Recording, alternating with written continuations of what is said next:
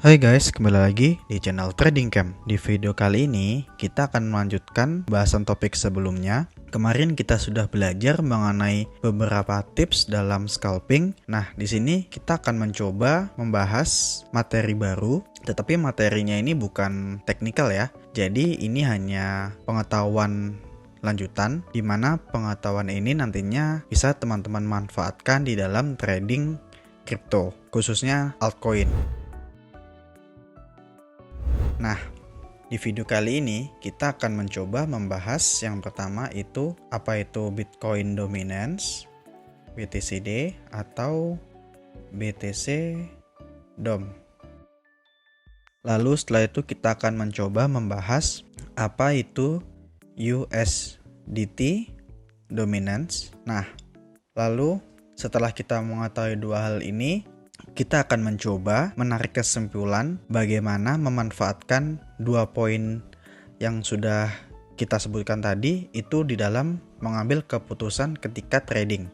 Oke, sekarang kita akan memasuki bahasan yang pertama, yaitu Bitcoin Dominance. Nah, jadi apa sih Bitcoin Dominance? Nah, di sini kita buka chartnya dulu. Teman-teman bisa ketik di sini yaitu BTC.D. Nah, Bitcoin Dominance adalah representasi dari banyaknya Bitcoin yang ada di pasar. Jadi gampangnya kita membuat analogi seperti ini. Ini ada sebuah kotak.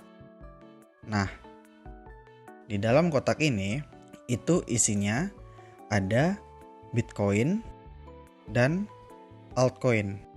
Nah, altcoin ini itu bisa berarti ETH, Solana, dan lain-lain. Pokoknya koin-koin di luar Bitcoin. Nah, Bitcoin Dominance ini adalah melambangkan persentase banyaknya Bitcoin di dalam keseluruhan market. Jadi gampangnya, jika Bitcoin Dominance-nya ini naik, nah, maka di dalam pasar itu trader atau orang cenderung sedikit membeli altcoin. Nah, jadi kita bisa tahu jika chart dari Bitcoin Dominance ini naik, berarti dominasi Bitcoin di market itu sedang meningkat. Jadi kalau kita trading, misalkan kita trading alt, misalkan teman-teman melihat altcoin itu sideways padahal Bitcoinnya lagi naik. Nah, itu dikarenakan Bitcoin Dominance-nya itu naik gitu. Nah, nanti korelasinya di situ. Nah, setelah kita tahu Bitcoin Dominance itu apa, sekarang kita akan membahas USDT. Nah, USDT Dominance itu sama dengan Bitcoin Dominance, di mana USDT ini adalah banyaknya atau kapitalisasi USD dalam market. Nah, USDT ini biasa kita gunakan untuk melihat apakah yang mayoritas trader itu lakukan di market. Misalkan dalam sebuah market, ini market. Nah, ketika USDT-nya itu naik, berarti di sini kita tahu kalau dominasi USDT naik, berarti orang pada pegang cash atau orang pada pegang USD. Berarti kripto ini keseluruhan ya, BTC ditambah alt itu akan turun. Nah, ini adalah rumus umumnya gitu. Jadi ketika USDT dominance-nya naik, berarti market kripto akan cenderung turun. Nah gitu. Jadi, terus kalau kita udah tahu rumus umumnya, gimana kita memanfaatkannya untuk market? Nah, jadi berarti di sini kita tahu jika kita ingin long BTC ataupun altcoin, nah usahakan USDT-nya itu mengalami penurunan. Nah, ini adalah confluence atau tambahan informasi di luar teknikal yang harus kita cari. Nah, mungkin di sini teman-teman ada yang belum tahu. Nah, sekarang udah tahu ya. Begitu juga sebaliknya, jika teman-teman ingin melakukan short, entah itu altcoin ataupun Bitcoin, teman-teman harus cek chart dari USDT itu mengalami kenaikan. Nah, jadi 2 poin tadi kan sudah kita jelasin nih. kedepannya, jika teman-teman menemukan suatu koin, misalkan ada koin A gitu ya. Nah, teman-teman mendapatkan secara teknikal, koin A ini ada potensi long. Jika teman-teman ingin long, teman-teman cari confluence-nya, itu harus cek USDT itu turun. Nah, jika teman-teman sudah mendapatkan confluence seperti ini, nah tentu akan semakin pede terhadap setup-setup yang teman-teman ambil. Nah, lalu kita akan mencoba melanjutkan bahasannya, yaitu apa hubungan dari Bitcoin dominance, lalu Bitcoin dan altcoin. Nah, di sini kita bisa melihat ada tabel ringkasan. Jadi tabelnya ini adalah tabel memahami secara keseluruhan bagaimana siklus dari Bitcoin dominance. Nah, di sini teman-teman bisa cek ya. Ini adalah cheat sheet atau contekan di luar teknikal, jadi kita bisa manfaatin untuk mengambil posisi long ataupun short di market crypto. Nah, misalkan di sini ada Bitcoin dominance. Teman-teman harus lihat secara teknikal ya, atau chartnya, grafiknya.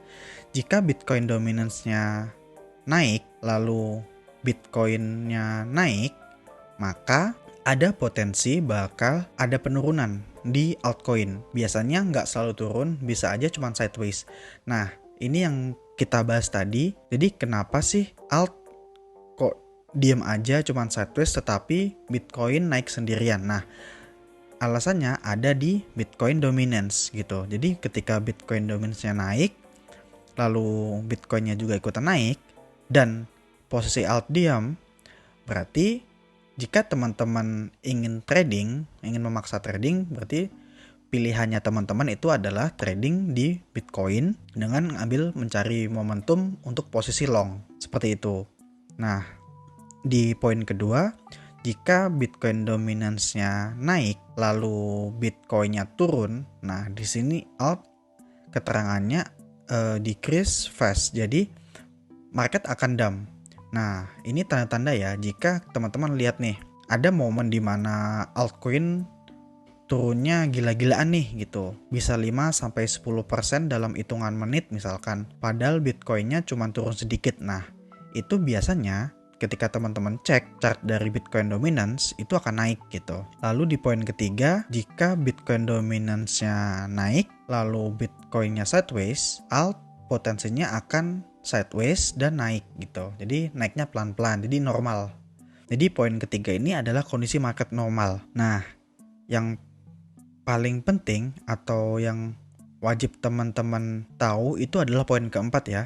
Jadi ketika Bitcoin dominance-nya itu turun dan Bitcoin-nya sideways atau naik, nah inilah momen teman-teman mengambil long atau buy di altcoin. Karena posisi ini merupakan formasi yang bagus untuk altcoin itu naik gila-gilaan gitu, untuk rally panjang gitu. Jadi di posisi Bitcoin dominance yang turun dan Bitcoin-nya yang stabil, itu biasanya akan alt season gitu. Ini terjadi di 1 bulan ke belakang gitu. Jika teman-teman notice ya, itu alt yang naiknya sampai ratusan persen, nah itu karena posisinya Bitcoin dominance-nya itu turun gitu.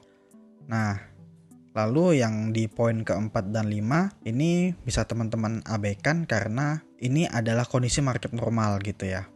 Nah, setelah kita memahami bagaimana kita melihat Bitcoin dominance dan Bitcoin, nah di sini saya ingin menekankan di poin yang kedua. Nah, jika Bitcoin dominance-nya naik dan Bitcoin-nya turun, kan hasilnya potensinya alt itu akan dump.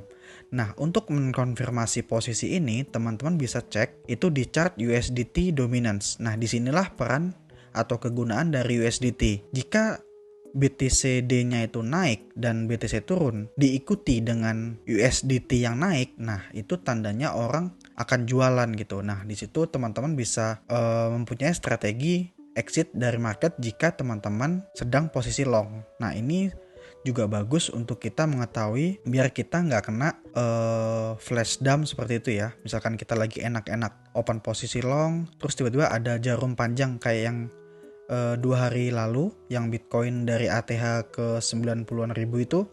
Nah, hal-hal seperti itu seharusnya bisa diantisipasi teman-teman dengan melihat Bitcoin dominance dan USDT dominance.